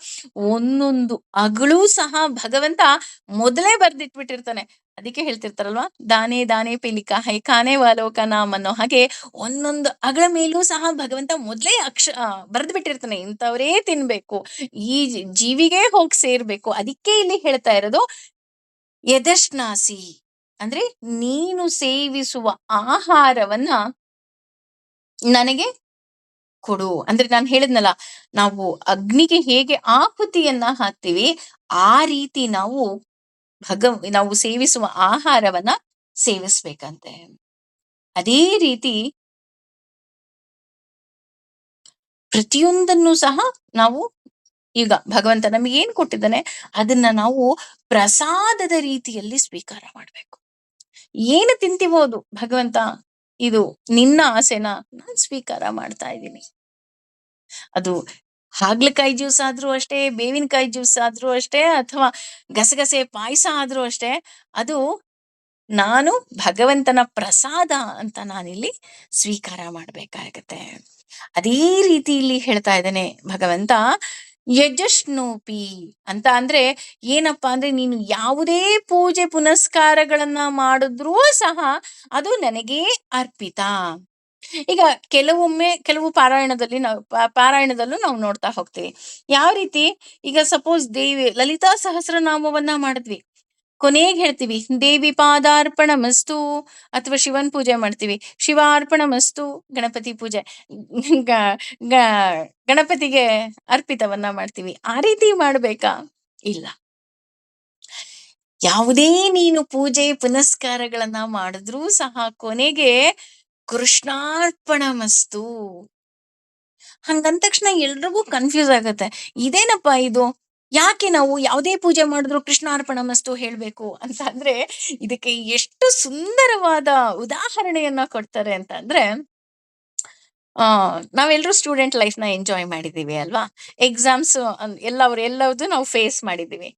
ಇವತ್ತು ಕನ್ನಡ ಪೇಪರ್ ಇರುತ್ತೆ ಅಂತ ಅನ್ಕೊಳ್ಳೋಣ. ಕನ್ನಡ ಪೇಪರ್ ಕೊಡ್ತಾರೆ, ಕನ್ನಡ ಪೇಪರ್ನ ನಾವು ಬರಿತೀವಿ. ಬರ್ದಾದ್ಮೇಲೆ ಆ ಎಕ್ಸಾಮ್ ಹಾಲಿಂದ ನಾವೆಲ್ಲಾರು ಹುಡ್ಕೊಂಡು ಹೋಗಿ ಕನ್ನಡ ಟೀಚರ್ಗೆ ಕೊಟ್ಬಿಟ್ಟು ಬರ್ತೀವ, ಮೇಡಮ್ ಇವತ್ತು ನಿಮ್ದೇ ಅಲ್ವಾ ಇದ್ದಿದ್ದು, ನೀವೇ ಪಾಠ ಮಾಡಿದ್ದು, ನೀವೇ ಇವತ್ತು ವ್ಯಾಲ್ಯೂಯೇಷನ್ ಮಾಡ್ಬೇಕು ಅಂತ ಅವ್ರಿಗೆ ಕೊಡ್ತೀವಾ? ಇಲ್ಲ. ಯಾರಿಗ್ ಕೊಡ್ತೀವಿ? ಅಲ್ಲಿ ಎಕ್ಸಾಮಿನೇಷನ್ ಹಾಲಲ್ಲಿ ಒಬ್ರು ಹೆಡ್ ಅಂತ ಇರ್ತಾರೆ, ನಾವು ಅವರಿಗೆ ಕೊಡ್ತೀವಿ. ಮಾರನೇ ದಿನ ಅವರು ಇಂಗ್ಲಿಷ್ ಟೀಚರ್ ಆಗಿದ್ದಾರೋ, ಹಿಂದಿ ಟೀಚರ್ ಆಗಿದ್ದಾರೋ, ಅಥವಾ ಉರ್ದು ಟೀಚರ್ ಆಗಿದ್ದಾರೋ ನನಗ್ ಗೊತ್ತಿಲ್ಲ. ಆದ್ರೆ ಆ ಎಕ್ಸಾಮಿನೇಷನ್ ಹಾಲಲ್ಲಿ ಯಾವ ಟೀಚರ್ ಇದ್ದಾರೋ ಅವ್ರ ಕೈಲೇ ಕೊಡೋದು. ಮಾರನೇ ದಿನ ನಾವು ಮ್ಯಾಥ್ಸ್ ಬರಿತೀವಿ, ಆಗ್ಲೂ ಅಷ್ಟೇ ಅಲ್ವಾ? ಅಲ್ಲಿ ಎಕ್ಸಾಮಿನೇಷನ್ ಅಲ್ಲಿ ಯಾವ ಎಕ್ಸಾಮಿನೇಷನ್ ಯಾರು ಟೀಚರ್ ಇರ್ತಾರೋ ಅವ್ರ ಕೈಲೇ ಕೊಡ್ತೀವಿ. ಅದೇ ರೀತಿ ಅವ್ರೇನ್ ಮಾಡ್ತಾರೆ, ಯಾರು ಅದಕ್ಕೆ ಸಂಬಂಧಪಟ್ಟಿದ್ದಾರೋ ಅವ್ರ ಕೈಲಿ ವ್ಯಾಲ್ಯೂಯೇಷನ್ ಮಾಡ್ತಾರೆ, ಬೋರ್ಡ್ ಇಂದ ರಿಸಲ್ಟ್ ಬರ್ತಾ ಹೋಗತ್ತೆ. ಅದೇ ರೀತಿ ಇಲ್ಲಿ ನಾನು ಯಾವುದೇ ಪೂಜೆ ಪುನಸ್ಕಾರಗಳನ್ನ ಮಾಡಿದ್ರೂ ಸಹ ನಾನು ಹುಡ್ಕೊಂಡು ಹೋಗಿ ಹೇಗೆ ಕೊಡೋದಿಕ್ಕಾಗೋದಿಲ್ಲ. ಎಕ್ಸಾಮಿನೇಷನ್ ಹಾಲಿಂದ ಪೇಪರ್ನೇ ತಗೊಂಡು ಹೋಗೋದಿಕ್ ಬಿಡೋದಿಲ್ಲ ಅಲ್ವಾ? ಅದೇ ರೀತಿ ಇಲ್ಲೂ ಸಹ ನಾನು ಯಾವ ಪೂಜೆ ಪುನಸ್ಕಾರಗಳನ್ನ ಮಾಡಿದ್ರೂ ಸಹ ನಾನು ನನ್ನ ಭಗವಂತನಾದ ಕೃಷ್ಣನಿಗೆ ಸಮರ್ಪಿತ ಅಂತ ಹೇಳ್ಬೇಕು. ಅಂದ್ರೆ ಗಣಪತಿ ಪೂಜೆ ಮಾಡಿದ್ವಿ, ಗಣಪತಿ ಕೊನೆಗೆ ಹೇಳ್ಬೇಕು, ಗಣಪತಿಯಲ್ಲಿ ಅಂತರ್ಯಾಮಿಯಾಗಿರುವಂತಹ ಭಗವಂತನಿಗೆ ಅಂದ್ರೆ ನಾರಾಯಣನಿಗೆ ಇದು ಸಮರ್ಪಿತ. ಅಥವಾ ಶಿವನ ಪೂಜೆ ಮಾಡಿದೆ, ಶಿವನಲ್ಲಿ ಅಂತರ್ಯಾಮಿಯಾಗಿರುವಂತಹ ಭಗವಂತನಿಗೆ ಅರ್ಪಿತ. ದೇವಿಯಲ್ಲಿ ಅಂತರ್ಯಾಮಿಯಾಗಿರುವ ಅಂದ್ರೆ ದೇವಿಯ ಒಳಗೆ ಅವನಿದ್ದಾನೆ, ನನ್ನ ಒಳಗೆ ಇದ್ದಾನೆ, ನಿಮ್ಮ ಒಳಗೆ ಇದ್ದಾನೆ, ಆ ಭಗವಂತನಿಗೆ ಅರ್ಪಿತ.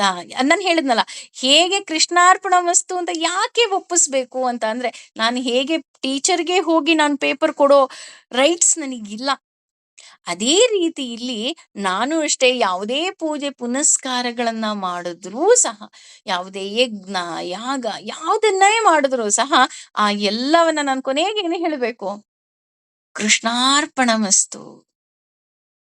ಹೇಳಬೇಕು. ಗಣಪತಿ ಪೂಜೆ ಮಾಡಿದ್ವಾ? ಗಣಪತಿಯಲ್ಲಿ ಅಂತರ್ಯಾಮಿಯಾಗಿರುವಂತಹ ನಾರಾಯಣನಿಗೆ ಅರ್ಪಿತ. ದೇವಿಯಲ್ಲಿ ಅಂತರ್ಯಾಮಿಯಾಗಿರುವಂತಹ ನಾರಾಯಣನಿಗೆ ಅರ್ಪಿತ. ಯಾಕೆ ಅಂದ್ರೆ ಎಲ್ಲರ ಒಳಗೆ ಕುಳಿತು ಆ ಎಲ್ಲ ಕಾರ್ಯಗಳನ್ನ ಮಾಡಿಸ್ತಾ ಇರೋದು ಭಗವಂತ. ಹಾಗಾಗಿ ಯಜುಷ್ನೋಷಿ ಅಂತ ಅಂದ್ರೆ ನಾನು ಯಾವುದೇ ಪೂಜೆ ಪುನಸ್ಕಾರಗಳನ್ನ ಮಾಡಿದ್ರೂ ಸಹ ಆ ಎಲ್ಲ ಪೂಜೆಗಳನ್ನ ಯಾರಿಗೆ ಒಪ್ಪಿಸ್ಬೇಕು?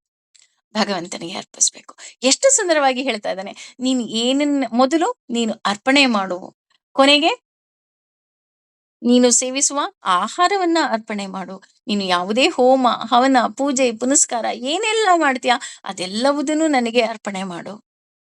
ಇನ್ನೂ ಒಂದು ಹೆಜ್ಜೆ ಮುಂದೆ ಹೋಗಿ ಹೇಳ್ತಾ ಇದ್ದಾನೆ ಭಗವಂತ, ದದಾಸಿಯತ್. ದದಾಸಿಯತ್ ಅಂತ ಅಂದ್ರೆ ಏನನ್ನ ಕೊಟ್ಟರೂ ಸಹ ಅದು ನನಗೆ ಅರ್ಪಿತ ಮಾಡು. ಯಾರೋ ಒಬ್ಬ ಭಿಕ್ಷುಕ ಮನೆ ಮುಂದೆ ಬರ್ತಾನೆ. ಭಗವಂತ, ನನ್ ಕೈಲಿ ನೀನು ಅವನಿಗೆ ಕೊಡಿಸ್ತಾ ಇದೀಯಾ, ಅರ್ಪಣೆ ಮಾಡು. ದಾನ ಧರ್ಮಗಳನ್ನ ಮಾಡ್ತಾ ಇದೀಯಾ, ಭಗವಂತ ಧರ್ಮ ಕಾರ್ಯವನ್ನ ಮಾಡೋದಿಕ್ಕೆ ನೀನು ನನಗೆ ಆರಿಸ್ಕೊಂಡಿದ್ಯಾ, ನಾನು ಧನ್ಯೋಸ್ಮಿ ಅಂದ್ರೆ ನಾನು ತುಂಬಾ ನಿನಗೆ ಕೃತಜ್ಞತೆಯನ್ನ ಅರ್ಪಿಸ್ತೀನಿ. ಭಗವಂತ, ಇದು ನೀನ್ ಕೊಟ್ಟಿದ್ದು ನಾನು ಅವ್ರಿಗೆ ಕೊಡ್ತಾ ಇದ್ದೀನಿ ಅಷ್ಟೆ. ಅಥವಾ ಯಾರೋ ಒಬ್ರು ನಿಮ್ಮ ಕೈಲಾದ ಸಹಾಯವನ್ನ ಮಾಡ್ತಾ ಇದ್ದೀರಾ, ಅದನ್ನೂ ಅಷ್ಟೆ ನಾನ್ ಮಾಡ್ತಾ ಇಲ್ಲ, ಭಗವಂತ ನನ್ನ ಕೈಯಲ್ಲಿ ಮಾಡಿಸ್ತಾ ಇದ್ದಾನೆ. ಅಪ್ಪಿ ತಪ್ಪಿ ನಾನು ಕೊಟ್ಟೆ ಅಂತ ಅನ್ನೋದೇನಾದ್ರೂ ಬಂತು ಅಂದ್ರೆ ಅದು ಅಹಂಕಾರವಾಗತ್ತೆ. ಒಬ್ಬ ಮುತ್ತೈದೆಗೆ ಕುಂಕುಮ ಕೊಡೋದಿರಬಹುದು, ದಾನ ಧರ್ಮಗಳಿರಬಹುದು, ಅಥವಾ ನೀವ್ ಯಾರಿಗಾದ್ರೂ ಉಡುಗೊರೆಯನ್ನ ಕೊಡಬಹುದು. ಏನೇ ಕೊಟ್ರೂ ಸಹ ಇದು ನಾನು ಕೊಡ್ತಾ ಇಲ್ಲ, ಭಗವಂತ ನನ್ನ ಮೂಲಕ ಈ ಎಲ್ಲ ವಸ್ತುಗಳನ್ನ ಅವರಿಗೆ ಕೊಡಿಸ್ತಾ ಇದ್ದಾನೆ ಅಷ್ಟೆ. ನಾಹಂ ಕರ್ತ ಹರಿಕರ್ತ. ಬಹುಶಃ ಅವರಿಗೆ ಇದು ಸೇರ್ಬೇಕು ಅಂತ ಅನ್ಸುತ್ತೆ, ನಾನೊಬ್ಬ ಪೋಸ್ಟ್ ಮ್ಯಾನ್ ಅಪ್ಪ ಅಷ್ಟೆ. ಈಗ ಉದಾಹರಣೆ ಈಗಿನ ಕಾಲದಲ್ಲಿ ಸ್ವಲ್ಪ ಕಮ್ಮಿ ಆಗಿದೆ. ಮೊದ್ಲೆಲ್ಲ ಮನಿ ಆರ್ಡರ್ ಅಂತ ಬರೋದು. ಪೋಸ್ಟ್ ಮ್ಯಾನ್ ಮನೆ ಮನೆಗೆ ಬಂದು ಯಾರಿಗೆ ಬಂದಿರುತ್ತೋ ಅವ್ರ ಹತ್ರ ಸೈನ್ ಹಾಕಿಸ್ಬಿಟ್ಟು ದುಡ್ಡಿಸ್ಕೊಳ್ತಾ ಇದ್ರು. ಹಾಗಿದ್ರೆ ಪೋಸ್ಟ್ ಮ್ಯಾನ್ ದುಡ್ಡು ಕೊಟ್ಟಿದ್ದು ಇಲ್ಲ. ಅಪ್ಪನೋ ಅಮ್ಮನೋ ಅಥವಾ ಮಗನೋ ಅಮ್ಮನಿಗೆ, ಹೆಂಡತಿಗೆ ಅಥವಾ ಯಾರಿಗೆ ತಲುಪಿಸ್ಬೇಕೋ ಅವ್ರಿಗೆ ಅಲ್ಲೆಲ್ಲೋ ದುಡ್ಡು ಹಾಕಿರ್ತಾರೆ. ಅದನ್ನ ಪೋಸ್ಟ್ ಮ್ಯಾನ್ ತಗೊಂಡ್ಬಂದು ನಮಗ್ ಕೊಡ್ತಾರೆ ಅಷ್ಟೆ. ಅದೇ ರೀತಿ ಇಲ್ಲಿ ನಾನು ಕೊಟ್ಟೆ ಅಂದ್ರೆ ನೋ, ಅದು ಪೋಸ್ಟ್ ಮ್ಯಾನ್ ಕೊಟ್ಟಿದ್ದಲ್ಲ. ಪೋಸ್ಟ್ ಮ್ಯಾನ್ ಏನ್ ಅವ್ರ ಜೋಬಿಂದ ಕೊಟ್ರಾ? ಇಲ್ಲ. ಹಾಗೇನೆ ಇಲ್ಲಿ ನಾನು ಯಾರಿಗೇನೇ ಕೊಟ್ರು ಸಹ ನಾನು ನನ್ನ ಜೇಬಿಂದ ಕೊಡ್ತಾ ಇಲ್ಲ. ಹಾಗಿದ್ರೆ ನಾವ್ ಅನ್ಬೋದು, ಇಲ್ಲಪ್ಪ ಇದು ನಾನೇ ಕಷ್ಟಪಟ್ಟು ದುಡ್ದಿದ್ದು. ಹೌದು, ನೀನ್ ಕಷ್ಟಪಟ್ಟು ದುಡ್ದೆ. ಆದ್ರೆ ಆ ಕಷ್ಟಪಟ್ಟು ದುಡಿಯೋದಿಕ್ಕೆ ಶಕ್ತಿ ಚೈತನ್ಯವನ್ನ ಕೊಟ್ಟಿದ್ದು ಯಾರು? ಭಗವಂತ. ಹಾಗಿದ್ರೆ ನಾವು ಕೆಲವ್ರು ಇರ್ತಾರೆ ವಾದ ಮಾಡ್ತಾರೆ. ಇಲ್ಲಪ್ಪ ನಾನು ಊಟ ಮಾಡ್ತೀನಲ್ಲ ಅದಕ್ಕೆ ನಂಗೆ ಶಕ್ತಿ ಬಂದಿದೆ. ಹೌದಾ? ಹಾಗಿದ್ರೆ ಆ ಆಹಾರವನ್ನ ತಿನ್ನೋದಿಕ್ಕೆ ಕೊಟ್ಟಿದ್ದು ಯಾರು? ಭಗವಂತ. ಇಲ್ಲ, ನಮ್ಮ ಅಪ್ಪ ಅಮ್ಮ ಕೊಟ್ರು. ಆ ಅಪ್ಪ ಅಮ್ಮನ ರೂಪದಲ್ಲಿ ನಿನಗೆ ಕೊಟ್ಟಿದ್ದು ಯಾರು? ಭಗವಂತ. ಹಾಗೇನೆ ಇಲ್ಲಿ ನಾನು ಏನನ್ನೆಲ್ಲ ಕೊಡ್ತಾ ಇದ್ದೀನಿ ಅದು ನಾನ್ ಕೊಟ್ಟಿದ್ದಲ್ಲ ರೀ. ನನ್ನ ಕೈಯಿಂದ ಭಗವಂತ ಅವರಿಗೆ ತಲುಪಿಸ್ತಾ ಇದ್ದಾನೆ ಅಷ್ಟೆ. ಯಾರಿಗೆ ಏನೇನ್ ಕೊಡಬೇಕು ಅಂತ ಅವನು ಮೊದ್ಲೇ ಬರ್ದಿಟ್ಕೊಂಡ್ಬಿಟ್ಟಿದ್ದಾನೆ, ಗಣಿತ ಬದ್ಧವಾಗಿ ಬರೆದ್ಬಿಟ್ಟಿದ್ದಾನೆ. ಹಾಗಾಗಿ ಈ ಎಲ್ಲವನ್ನ ಭಗವಂತ ನಮ್ಮ ಮೂಲಕ ಅಷ್ಟೆ. ಹೇಗೆ ಹೇಳ್ತಾರಲ್ಲ ದಾಸರು, ಕೆರೆಯ ನೀರನ್ನು ಕೆರೆಗೆ ಚೆಲ್ಲಿ ವರವ ಪಡೆದವರಂತೆ ಕಾಣಿರೋ. ಇನ್ನು ಕೆಲವ್ರು ಹೇಳ್ತಾರೆ, ಇಲ್ಲ ನಾನೇ ಮಾಡಿದ್ದು ನಂದೇ. ಹೌದಾ? ಹಾಗಿದ್ರೆ ನೀನೇನಾದ್ರೂ ಹುಟ್ದಾಗ ತಗೊಂಡ್ ಬಂದಿದ್ಯಾ ಬ್ಯಾಂಕ್ ಬ್ಯಾಲೆನ್ಸ್ ಎಲ್ಲ? ಯಾವುದು ನನ್ನದು? ಈಗ ಉದಾಹರಣೆ ನಾವು ಒಂದು ಹೋಟೆಲ್‌ಗೆ ಹೋಗ್ತೇವಪ್ಪ. ಆ ಹೋಟೆಲ್ ರೂಮ್ ಅಲ್ಲಿ ನಾವ್ ಎಲ್ಲವನ್ನ ಉಪಯೋಗಿಸ್ಬೋದು. ಬೆಡ್ಡು, ಬೆಡ್‌ಶೀಟು, ಅಲ್ಲಿ ಸೋಪು, ಶಾಂಪೂ ಏನೇನೆಲ್ಲ ಇಟ್ಟಿರ್ತಾರೆ. ಆ ಎಲ್ಲವನ್ನ ಉಪಯೋಗಿಸ್ಬೋದು ನಾವು. ಆದ್ರೆ ಯಾವ್ದನ್ನಾದ್ರೂ ಮನೆಗ್ ತಗೊಂಬರಕ್ಕಾಗತ್ತಾ?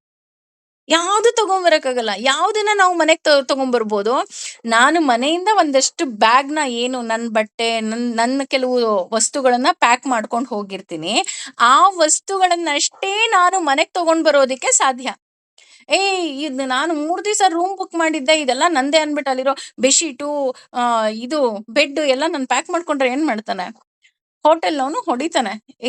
ಇದೆಲ್ಲ ನಮ್ದು ರೀ. ನಾನ್ ನಿಮಿಗ್ ಇರಕ್ಕಷ್ಟೇ ನಿಮ್ಗ ಕೊಟ್ಟಿದ್ದು ಅಂತ ಹೇಗ್ ಹೇಳ್ತಾನೆ, ಹಾಗೇನೆ ನಾನು ಬರ್ಬೇಕಾದ್ರೆ ನನಗ್ ಕೆಲವೊಂದು ನನ್ನ ಪೂರ್ವ ಜನ್ಮದ ಸುಕೃತ ಫಲಗಳು ಅಥವಾ ನನ್ನ ಫಲವನ್ನ ತೆಗೆದುಕೊಂಡು ಬಂದಿದ್ದೀನಿ. ಆ ಫಲದಲ್ಲಿ ಈ ಎಲ್ಲವನ್ನ ನಾನು ಅನುಭವಿಸೋದಿಕ್ಕೆ ಸಾಧ್ಯವೇ ವಿನಃ, ನಾನು ಇಲ್ಲಿಂದ ಏನನ್ನೂ ತಗೊಂಡ್ ಹೋಗೋದಿಕ್ಕೆ ಸಾಧ್ಯ ಇಲ್ಲ. ಬರ್ತಾ ಹೇಗ್ ಬಂದಿದ್ವಿ? ಖಾಲಿ ಕೈ. ಹೋಗ್ಬೇಕಾದ್ರೆ ಹೇಗ್ ಬಂದಿದ್ವಿ? ಹೇಗ್ ಹೋಗ್ಬೇಕು? ಖಾಲಿ ಕೈ. ಹಾಗೇನೆ ಇಲ್ಲಿ ನಾನು ಏನೆಲ್ಲ ಕೊಡ್ತಾ ಇದ್ದೀನಿ, ಯಾರಿಗೆ ಇರಬಹುದು, ಏನೆಲ್ಲ ಕೊಡ್ತಾ ಇದ್ದೀವಿ, ಅದು ಕೇವಲ ಭಗವಂತ ನಮ್ಮ ಕೈಯಲ್ಲಿ ಪೋಸ್ಟ್ ಮ್ಯಾನ್ ಕೆಲಸ ಮಾಡಿಸ್ತಾ ಇದ್ದಾನೆ ಅಷ್ಟೇ. ನೀನ್ ಯಾರೂ ಅಲ್ಲ ಕೊಡೋದಿಕ್ಕೆ, ಅಥವಾ ತೆಗೆದುಕೊಳ್ಳೋದಕ್ಕೂ ಅವ್ರು ಯಾರು ಅಲ್ಲ. ಯಾಕೆ? Just post man. ಅಂದ್ರೆ ಭಗವಂತ ಇಲ್ಲಿ ಎಷ್ಟು ನಮಗೆ ಇನ್ನೂ ಶಾರ್ಪ್ ಮಾಡ್ತಾ ಇದ್ದಾನೆ ಅಂದ್ರೆ, ಈ ಡೈಮಂಡ್ ಇರುತ್ತಲ್ಲ, ಆ ಡೈಮಂಡ್ ಅನ್ನ ಎಷ್ಟು ನಾವು ಅದಕ್ಕೆ ಕೆಲವೊಂದು ಆಂಗಲ್ಸ್ ಅಲ್ಲಿ ಉಜ್ಜಿದಾಗ ಅದು ಹೊಳೆಯುತ್ತಂತೆ. ಹಾಗೆ ಇಲ್ಲಿ ಭಗವಂತ ನಮ್ಮನ್ನ ಆ ಭಕ್ತಿ ಅನ್ನುವಂತಹ ಆ ಮಂತ್ರದಿಂದ ನಮ್ಮನ್ನ ಇನ್ನಷ್ಟು ಹೊಳೆಯುವ ಹಾಗೆ ಮಾಡ್ತಾ ಇದ್ದಾನೆ. ಇಲ್ಲಿ ನೀನ್ ಏನೆಲ್ಲಾ ಮಾಡ್ತಾ ಇದೀಯಾ ಅಲ್ವಾ, ಇದ್ಯಾವುದು ನಿನ್ನದಲ್ಲ, ಕೇವಲ ನೀನು ಪೋಸ್ಟ್ ಮ್ಯಾನ್ ಅಷ್ಟೇ. ಯತ್ ಪ್ರಯಸ್ಯಸಿ ಅಂತ ಅಂದ್ರೆ, ಕೊನೆಗೆ ನೀನು ನೀನ್ ದಾನನೂ ಮಾಡ್ತಾ ಇಲ್ವಾ? ಬೇಡ. ಯತ್ ಪ್ರಯಸ್ಯಸಿ ಅಂತ ಅಂದ್ರೆ, ನಿನ್ನ ಮನಸ್ಸಿನ ಚಿಂತನೆ ಏನಿದೆ ಅದು ನೀನ್ ನನಗ್ ಕೊಟ್ಟು ಬಿಡು ಸಾಕು. ನೋಡಿ, ಪತ್ರ, ಪುಷ್ಪ, ಫಲ, ತೋಯ ಅದೂ ಬೇಡ ಕಣಪ್ಪ. ಅಥವಾ ನೀನೇನ್ ಊಟ ಮಾಡ್ತೀಯ ಅಲ್ವಾ, ಅದೂ ಬೇಡ ನನಗೆ. ಹೋಗ್ಲಿ, ಎಲ್ಲಾವುದು ಬಿಟ್ಬಿಡು. ಕೊನೆಗೆ ಏನ್ ಮಾಡೋ? ನಿನ್ನ ಚಿಂತನೆಗಳು, ನಿನ್ನ ಆಲೋಚನೆಗಳು, ನಿನ್ನ ಮನಸ್ಸಿನಲ್ಲಿ ಏನೆಲ್ಲ ಓಡುತ್ತೆ ಅಲ್ವಾ, ಅದನ್ನ ನೀನ್ ನನಗೆ ಕೊಟ್ಬಿಡು ಸಾಕು. ಅಂದ್ರೆ ಇದ್ರ ಅರ್ಥ ಏನು ಅಂತ ಅಂದ್ರೆ, ಹಾಗಿದ್ರೆ ನನಗೆ ಇವತ್ ನನ್ ಮನಸ್ಸಿನಲ್ಲಿ ಓಡ್ತಾ ಇದೆ, ನಾನು ಫಾರಿನ್ ಟ್ರಿಪ್ ಹೋಗ್ಬೇಕಂತೆ, ಇವತ್ ನನ್ ಮನಸ್ಸಲ್ಲಿ ಓಡ್ತಾ ಇದೆ, ನಾನು ಆ ದೇವ್ರಿಗೆ ಅಭಿಷೇಕ ಮಾಡಿಸ್ಬೇಕಂತೆ, ಈ ತರದ್ ಕೊಡ್ಬೇಕಾ? ಇಲ್ಲ. ಇದ್ರ ಅರ್ಥ, ನಿನ್ನ ಚಿಂತನೆಯಲ್ಲಿ ನನ್ನನ್ನ ಇಟ್ಕೋ ಸಾಕು. ಏಕಾದಶಿ ಉಪವಾಸ. ಅಂದ್ರೆ ಹತ್ತಿರ, ವಾಸ ಅಂದ್ರೆ ವಾಸ ಮಾಡೋದು. ಅಂದ್ರೆ ನೀನು ಊಟ ಮಾಡದೆ ಇರು ಅಂತ ಹೇಳ್ತಾ ಇಲ್ಲ ಭಗವಂತ. ನಿನ್ನ ಚಿಂತನೆಗಳನ್ನ ನನಗೆ ಅರ್ಪಿಸು. ಅಂದ್ರೆ ಆ ಚಿಂತನೆಯಲ್ಲಿ ನನಗ್ ಜಾಗ ಕೊಡು. ಏನೇನೋ ಯೋಚನೆ ಮಾಡ್ತೀಯ ಅಲ್ವಾ, ಇದು ಬೇಕು, ಅದು ಬೇಕು, ಹೀಗಿರ್ಬೇಕು, ಹಾಗಿರ್ಬೇಕು, ನನಗ್ ಹೀಗಿದ್ರೆ ಖುಷಿ ಆಗತ್ತೆ. ಇಲ್ಲ, ಜಸ್ಟ್ ನಿನ್ನ ಆಲೋಚನೆಯಲ್ಲಿ ನನಗೆ ಒಂದು ಜಾಗ ಕೊಡು. ಆ ಎಲ್ಲ ಆಲೋಚನೆಗಳನ್ನ ನನಗೆ ಅರ್ಪಿಸು. ಅಂದ್ರೆ ಇದರ ಅರ್ಥ ಹೇಗಿರ್ಬೇಕಪ್ಪ ಅಂದ್ರೆ, ನಾನು ಹೇಳ್ತೀನಲ್ಲ, ಪ್ರತಿ ಉಸಿರೂ ಸಹ ಭಗವಂತನ ಉಡುಗೊರೆ, ಪ್ರತಿ ಬಡಿತವೂ ಸಹ ಭಗವಂತನ ಉಡುಗೊರೆ. ನನ್ನ ಹೃದಯ ಇವತ್ತು ಬಡ್ಕೊಂತ ಇದೆಯಾ, ಬಡ ಬಡ ಬಡ ಬಡ ಬಡಿತಿದ್ಯಾ, ಅದು ಕೇವಲ ಭಗವಂತ ಇದ್ರೆ ಮಾತ್ರ ಸಾಧ್ಯ. ಅದು ಯಾಕೆ ಬಡ್ಕೊಂತ ಇದೆ, ಯಾಕೆ ಹೊಡಿತಿದೆ ಅಂತ ಅಂದ್ರೆ, ನನ್ನ ಈ ದೇಹವನ್ನ ಭಗವಂತ ಆ ಉಸಿರಿನ ಮೂಲಕ, ರಥೋತ್ಸವದ ಮೂಲಕ ನನ್ನ ದೇಹವನ್ನ ಸೇರ್ತಾ ಇದ್ದಾನೆ. ನೋಡಿ, ನಾನು ಇನ್ನೆಲ್ಲೋ ಹೋಗಿ ರಥೋತ್ಸವ ಮಾಡಿಸ್ಬೇಕು ಅನ್ನೋ ಆಸೆ ಅವನಿಗಿಲ್ಲ. ಪ್ರತಿನಿತ್ಯ ನನ್ನ ದೇಹದಲ್ಲಿ ಉಸಿರಿನ ಮೂಲಕ ರಥೋತ್ಸವವನ್ನ ಮಾಡ್ತಾ ಇದ್ದಾನೆ. ಆ ಉತ್ಸವ ನನ್ನ ಹೃದಯ ಹೊಡ್ಕೊಳ್ಳೋದ್ರ ಮೂಲಕ ಮಾಡ್ತಾ ಇದೆ. ಸೊ ಇದರ ಅರ್ಥ ಏನು ಅಂದ್ರೆ, ಪ್ರತಿ ಬಡಿತಕ್ಕೂ, ಪ್ರತಿ ಉಸಿರಿಗೂ ಒಡೆಯ ಅವನು. ಹಾಗಾಗಿ ಪ್ರತಿ ಹೆಜ್ಜೆ ಹೆಜ್ಜೆ ನಾವ್ ಏನೆಲ್ಲ ಕೆಲಸ ಕಾರ್ಯಗಳನ್ನ ಮಾಡ್ತೀವಿ, ಸರ್ವಂ ಶ್ರೀ ಕೃಷ್ಣಾರ್ಪಣಮಸ್ತು. ನನ್ ಬಾಯಿಂದ ಏನಾದ್ರೂ ಬರ್ತಾ ಇದ್ಯಾ? ಪ್ರತಿ ಅಕ್ಷರದಲ್ಲಿ ಭಗವಂತ ಇದ್ದಾನೆ. ಹಾಗಾಗಿ ಆ ಪ್ರತಿ ಅಕ್ಷರವೂ ಸಹ ಭಗವಂತನ ಮಂತ್ರಗಳಾಗಿರ್ಬೇಕು, ಭಗವಂತನ ಶ್ಲೋಕಗಳಾಗಿರ್ಬೇಕು. ಪ್ರತಿ ನಾದದಲ್ಲಿ ಭಗವಂತ ಇದ್ದಾನೆ. ಹಾಗಾಗಿ ನಾನು ಏನೆಲ್ಲ ಮಾತಾಡ್ತೀನಿ, ಯಾರ ಮನಸ್ಸಿಗೂ ಭಗವಂತ ನನ್ನಿಂದ ನೋವು ಮಾಡ್ಬೇಡ ಕಣಪ್ಪ ಅಂತ ಕೇಳಿಸ್ಕೋಬೇಕು. ಅಂದ್ರೆ ಇಲ್ಲಿ ಪ್ರತಿಯೊಂದನ್ನು ನಾನು ಭಗವಂತನಿಗೆ ಅರ್ಪಿಸ್ಬೇಕು ಅನ್ನೋ ಈ 27ನೇ ಶ್ಲೋಕ ಏನಿದೆ, ಅದು ಬಹಳ ಬಹಳ ಬಹಳ ಮುಖ್ಯ ಅಂತ ನಾನು ಅನ್ಕೊಂತೀನಿ. ಇಲ್ಲಿ ಮತ್ತೆ ಕೌಂತೇಯ ಅಂತಾನೆ ಬಳಸ್ತಾ ಇದ್ದಾನೆ ಭಗವಂತ. ಯಾಕೆ ಇಲ್ಲಿ ಕೌಂತೇಯ ಅಂತ ಬಳಸ್ತಾ ಇದ್ದಾನಪ್ಪ ಅಂತಂದ್ರೆ, ಕುಂತಿ ಪುತ್ರನೇ. ಕುಂತಿ ಹೇಳಿದ್ನಲ್ಲ, ಸಾಕಷ್ಟು ಬಾರಿ ಹೇಳಿದೀನಿ, ಮತ್ತೆ ಮತ್ತೆ ರಿಪೀಟ್ ಮಾಡ್ತೀನಿ. ಯಾಕೆ ರಿಪೀಟ್ ಮಾಡ್ತೀನಿ ಅಂದ್ರೆ, ನಮ್ಮ ಈ ತಲೆ ಏನಿದೆ ಅದು ಒಂದು ಸಲ ಕೇಳಿದ್ರೆ ಅದು ತಿಳ್ಕೊಳ್ಳಲ್ಲ ರೀ. ಪದೇ ಪದೇ ಹೇಳ್ತಾ ಇರ್ಬೇಕು. ಹಾಗಾಗಿ ಇಲ್ಲಿ ಕುಂತಿ ಕೇಳಿದ್ದು ಒಂದೇ, ನನಗ್ ಕಷ್ಟ ಕೊಡು ಅಂತ. ಯಾಕೆ ಅಂದ್ರೆ, ಆ ಕಷ್ಟದಲ್ಲಿ ನಾನು ನಿನ್ನನ್ನ ಜ್ಞಾಪಿಸ್ಕೊಳ್ತೀನಿ ಭಗವಂತ ಅಂತ ಹೇಗೆ ಕುಂತಿ ಹೇಳಿದ್ಲೋ, ಹಾಗೆ ಭಗವಂತ ನನ್ನ ಯೋಚನೆಯಲ್ಲಿ ನೀನಿರ್ಬೇಕು ಅಷ್ಟೇ. ನನ್ನ ಹೃದಯದಲ್ಲಿ ನೀನಿರ್ಬೇಕು. ಅದಕ್ಕೆ ಹೇಳ್ತಾರಲ್ಲ, ಕೃಷ್ಣ ಅಂತ ಮಾತ್ರ ಕರಿಬೇಡ, ನೀ ಕರೆದ್ರೆ ಸಾಕು ಅವನ್ ಬಂದು ಹೃದಯದಲ್ಲೇ ಕೂತ್ಕೊಂಡ್ಬಿಡ್ತಾನೆ ಅಂತ. ಆ ರೀತಿ ಇಲ್ಲಿ ನನ್ನ ಹೃದಯದಲ್ಲಿ ಕೃಷ್ಣನ ವಾಸ ಇರಬೇಕು, ನನ್ನ ಮಾತಿನಲ್ಲಿ ಕೃಷ್ಣನ ವಾಸ ಇರಬೇಕು. ಅಷ್ಟೇ ಅಲ್ಲ, ನನ್ನ ಯೋಚನೆಯಲ್ಲಿ, ನನ್ನ ಆಲೋಚನೆಯಲ್ಲಿ ಕೃಷ್ಣನ ವಾಸ ಇರಬೇಕು. ಯಾಕೆ ಅಂದ್ರೆ, ಭಗವಂತ ಆ ಎಲ್ಲವನ್ನ ನನಗೆ ಅರ್ಪಿಸು, ನಿನ್ನ ಯೋಚನೆಯನ್ನ ಭಗವಂತನಿಗೆ ಅರ್ಪಿಸು ಅಂದ್ರೆ, ನಾನು ಕೆಟ್ಟ ಕೆಟ್ಟ ಯೋಚನೆಯನ್ನ ಭಗವಂತನಿಗೆ ಅರ್ಪಿಸೋದಿಕ್ಕೆ ಸಾಧ್ಯನಾ? ಇಲ್ಲ. ನಾನು ಹೇಳಿದ್ನಲ್ಲ, ಆರಿಸಿ ಆರಿಸಿ ಹೂವನ್ನ ಹೇಗೆ ನಾವು ಕಿತ್ತು ತಗೊಂಡ್ಬರ್ತೀವಿ ತೋಟದಿಂದ, ಹಾಗೆ ನನ್ನ ಯೋಚನೆಗಳಿಗೆ ಹೇಳಬೇಕು, ಇಲ್ಲ ಇದು ನಾನು ಕೃಷ್ಣನಿಗೆ ಅರ್ಪಿಸ್ಬೇಕು, ನೀನು ಕೆಟ್ಟ ಯೋಚನೆಯೇ ನೀನ್ ನನ್ನ ಹತ್ರ ಬರ್ಬೇಡ. ಈ ರೀತಿ ಪ್ರತಿಯೊಂದನ್ನ ನಾನು ನನ್ನ ಭಗವಂತನಿಗೆ ಅರ್ಪಿಸ್ಬೇಕು. ಆಗ ಭಗವಂತ ತದರ್ಪಣಂ ಅಂತ ಏನ್ ಹೇಳ್ತಾ ಇದ್ದಾನೆ, ನನ್ನ ಈ ಎಲ್ಲವನ್ನ ನೀನು ನನಗೆ ಅರ್ಪಿಸು, ನಾನು ಈ ಎಲ್ಲವನ್ನ ಸ್ವೀಕಾರ ಮಾಡ್ತೀನಿ. ನೋಡಿ, ಇಲ್ಲಿ ಯಾವುದನ್ನು ಸಹ ನಾನು ಅಂಗಡಿಯಿಂದ ತರೋ ಅವಶ್ಯಕತೆ ಇಲ್ಲ. ತತ್ ತತ್ ಕುರುಷ್ವ ಮದರ್ಪಣಂ. ನಾನು ಏನೆಲ್ಲ ತಿನ್ನುತ್ತೀನಿ, ನನ್ನ ತಲೆಯಲ್ಲಿ ಏನೆಲ್ಲ ಯೋಚನೆಗಳಿದೆ, ಅಷ್ಟೇ ಅಲ್ಲ, ಪ್ರತಿಯೊಂದನ್ನು ನಾನು ಯತ್ ಕರೋಷಿ ಅನ್ನೋ ಹಾಗೆ ನಾನು ಏನೆಲ್ಲ ಕಾರ್ಯಗಳನ್ನ ಮಾಡ್ತೀನಿ, ಅದನ್ನ ನಾನು ಭಗವಂತನಿಗೆ ಅರ್ಪಿಸ್ಬೇಕು. ಈ ರೀತಿ ಭಗವಂತನಿಗೆ ಅರ್ಪಿಸೋದೇ ಒಂದು ಮಹಾಪೂಜೆ. ಎಷ್ಟು ಸುಂದರವಾಗಿ ಪೂಜೆಯ ವ್ಯಾಖ್ಯಾನವನ್ನ, ಅಥವಾ ಭಗವಂತನಿಗೆ ಏನೆಲ್ಲ ಇಷ್ಟ ಆಗುತ್ತೆ ಅಂತ ಬಹಳ ಸುಲಭದ ರೀತಿಯಲ್ಲಿ ಭಗವಂತ ನಮಗೆ ಹೇಳ್ತಾ ಇದ್ದಾನೆ. ಅದು ವಿಜ್ಞಾನ ಮುಖೇನ ಅಂತ ಅಂದ್ರೆ ಖಂಡಿತವಾಗ್ಲೂ ತಪ್ಪಾಗೋದಿಲ್ಲ. ಈ ರೀತಿ ತಿಳ್ಕೊಂಡ ಮೇಲೆ ನಾವ್ ಅನ್ಬೇಕು, ಸರ್ವಂ ಶ್ರೀ ಕೃಷ್ಣಾರ್ಪಣಮಸ್ತು ಅಂತ. ಯಾಕೆ ಅಂತಂದ್ರೆ, ನನ್ನ ಎಲ್ಲ ಆಲೋಚನೆಗಳು, ನನ್ನ ಹೃದಯದ ಬಡಿತ, ನನ್ನ ಉಸಿರು, ನನ್ನ ದೇಹ ಎಲ್ಲವುದೂ ಸಹ ಭಗವಂತ ನಿನಗೆ ಅರ್ಪಿತ. ಯಾಕೆ ಅಂತ ಅಂದ್ರೆ, ಒಂದು ಆಹಾರ ಸ್ವೀಕಾರ ಮಾಡೋದು ನನಗೆ ಅರ್ಪಿತ ಅಂತ ಅಂದ ಮೇಲೆ, ನನ್ನ ದೇಹದ ಈ ಒಡೆಯ ಏನಿದ್ದಾನೆ ಅದು ಯಾರೋ ಅಲ್ಲ, ಅದು ಕೇವಲ ನನ್ನ ಭಗವಂತ ಆಗ್ಬೇಕು. ಹಾಗಾಗಿ ನಾನು ಹೇಗೆ ಭಗವಂತನಿಗೆ ಒಳ್ಳೆ ಒಳ್ಳೆಯ ಆಹಾರವನ್ನ ನಾನು ನೈವೇದ್ಯವನ್ನ ಮಾಡ್ತೀನಿ, ಅದೇ ರೀತಿ ಈ ನನ್ನ ದೇಹಕ್ಕೂ ಅಷ್ಟೇ ನಾನು ಬಹಳ ಒಳ್ಳೆಯ ಆಹಾರವನ್ನ ಸ್ವೀಕಾರ ಮಾಡಬೇಕು.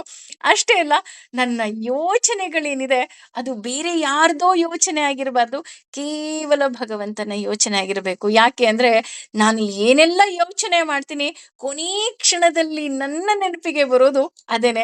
ಆ ನನ್ನ ನೆನಪು ಏನಿದೆ, ಕೊನೆಯ ಆ ಫ್ರಾಕ್ಷನ್ ಆಫ್ ಸೆಕೆಂಡ್ ಎಕ್ಸಾಮ್ಸ್ ನಾನು ಹೇಳಿದ್ನಲ್ಲ, ಅದರಲ್ಲಿ ಭಗವಂತ ಇದ್ರೆ ಮಾತ್ರ ನಾನು ಭಗವಂತನನ್ನ ಹೋಗಿ ಸೇರೋದಕ್ಕೆ ಸಾಧ್ಯ. ಬೇರೆ ಯಾವುದೇ ಯೋಚನೆ ಬಂದರೂ ಸಹ ನಾನು ಪುನರಪಿ ಜನನಂ ಪುನರಪಿ ಮರಣಂ ಅನ್ನೋ ಹಾಗೆ ಮತ್ತೆ ಈ ಭೂಲೋಕಕ್ಕೆ ಹುಟ್ಟು ಬರ್ಬೇಕಾಗತ್ತೆ. ಆದ್ರೆ ಭಗವಂತನಿಗೆ ಕೇಳ್ಕೊಳ್ಳೋಣ, ಭಗವಂತ ನನಗೂ ಸಹ ಮುಕ್ತಿಯನ್ನು ಕೊಡು, ನನಗೆ ಮೋಕ್ಷವನ್ನ ಕೊಡು, ನಾನು ನಿನ್ನನ್ನ ಬಂದು ಸೇರ್ಬೇಕು ಭಗವಂತ.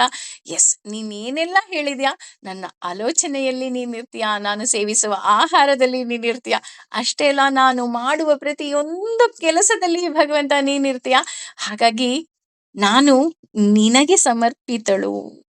ಯಾಕೆ ಅಂದ್ರೆ, ಈ ದೇಹದ ಒಡೆಯ ಅವನು, ಈ ಜನ್ಮದ ಒಡೆಯ ಅವನು. ಮಾನವನಾಗಿ ಹುಟ್ಟಿದೀವಿ ಅಂತ ಅನ್ನೋದೇ ಭಗವಂತ ನಮ್ಗೆ ಕೊಟ್ಟಿರೋದು ನೀನು ಮೋಕ್ಷವನ್ನ ಸಂಪಾದನೆ ಮಾಡು ಅಂತನೇ ವಿನಃ ಹಣವನ್ನ ಸಂಪಾದನೆ ಮಾಡು ಅಂತ ಅಲ್ಲ. ಹಾಗಿದ್ರೆ ಹಣ ಸಂಪಾದನೆ ಮಾಡಬಾರ್ದಾ? ಹಣ ಸಂಪಾದನೆ ಮಾಡಬೇಕು, ಮಾಡಬಾರ್ದು ಅಂತ ಹೇಳ್ತಿಲ್ಲ. ಆದ್ರೆ ಭಗವಂತನ ಜ್ಞಾನ ಅದರಲ್ಲಿ ಇರಬೇಕು. ನಾವು ಏನೆಲ್ಲ ಸಂಪಾದನೆ ಮಾಡಿದೀವಿ, ಯಾವುದೇ ಇರ್ಬೋದು, ಜ್ಞಾನ, ಐಶ್ವರ್ಯ, ನಮ್ಗೆ ಏನೆಲ್ಲ ಕೊಟ್ಟಿದ್ದಾನೆ ಭಗವಂತ, ಅದೆಲ್ಲವುದೂ ಸಹ ಅವನು ಕೊಟ್ಟಿದ್ದು. ಹೇಳಿದ್ವಲ್ಲ, ಒಂದು ರೆಸಾರ್ಟ್‌ಗೆ ಹೋಗ್ತೀವಿ, ಒಂದು ಹೋಟೆಲಲ್ಲಿ ರೂಮ್ ಮಾಡ್ಕೊಂಡಿರ್ತೀವಿ ಅಂದ್ರೆ ಅದೆಲ್ಲವುದನ್ನ ನಾವು ಎಂಜಾಯ್ ಮಾಡಬಹುದೇ ವಿನಃ ಯಾವುದನ್ನು ಮನೆಗೆ ತರೋದಕ್ಕೆ ಆಗೋದಿಲ್ಲ. ಅದೇ ರೀತಿ ನಾವು ಸಹ ಈ ಸ್ಮಾಲ್ ಟ್ರಿಪ್ಪಿಗೆ ಏನು ಬಂದಿದ್ದೀವಿ, ಈ ಮನುಷ್ಯ ಜನ್ಮ ಅನ್ನುವಂತಹ ಈ ಒಂದು ಟ್ರಿಪ್‌ನ ಎಂಜಾಯ್ ಮಾಡೋಣ. ಆ ಎಂಜಾಯ್ ಮಾಡೋದ್ರ ಜೊತೆಗೆ ಮಕ್ಳು ಸ್ಕೂಲ್‌ಗೆ ಹೋಗ್ಬೇಕಾದ್ರೆ ಎಂಜಾಯ್ ಮಾಡ್ತಾರೆ. ಆದ್ರೆ ಪರೀಕ್ಷೆ ಬರಿಬೇಕು ಅನ್ನೋದು ಅವರಿಗೆ ಗೊತ್ತಿರುತ್ತೆ. ಅದೇ ರೀತಿ ನಾವು ಸಹ ಪರೀಕ್ಷೆ ಬರಿಬೇಕು. ಯಾವುದು? ಕೊನೆಯ ಬ್ರಹ್ಮಗ್ರಂಥಿಯಿಂದ ಭಗವಂತನ ಸೇರುವಾಗ ಆ ಫ್ರಾಕ್ಷನ್ ಆಫ್ ಸೆಕೆಂಡ್ ಎಕ್ಸಾಮ್ ಏನಿದೆ, ಅದು ಭಗವಂತ ನನ್ನನ್ನ ಫಸ್ಟ್ ಕ್ಲಾಸ್‌ನಲ್ಲಿ ಪಾಸ್ ಮಾಡು. ಆಗ ನೀನೇ ನನಗೆ ನೆನಪು ಬರಬೇಕು. ಇನ್ಯಾವುದೇ ರೀತಿಯಾದಂತಹ ನೆನಪು ಬಾರದ ಹಾಗೆ ನೋಡ್ಕೊಳ್ಳೋ ಜವಾಬ್ದಾರಿನೂ ನಿಂದೆ ತಂದೆ ಅಂತ ಹೇಳಿ ಎಲ್ಲವನ್ನ ಭಗವಂತನಿಗೆ ಅರ್ಪಿಸ್ಬಿಡೋಣ. ಸರ್ವಂ ಶ್ರೀ ಕೃಷ್ಣಾರ್ಪಣಮಸ್ತು. ಲೋಕಾ ಸಮಸ್ತ ಸುಖಿನೋ ಭವಂತು. ಸಮಸ್ತ ಸನ್ಮಂಗಲಾನಿ ಭವಂತು. Thank you.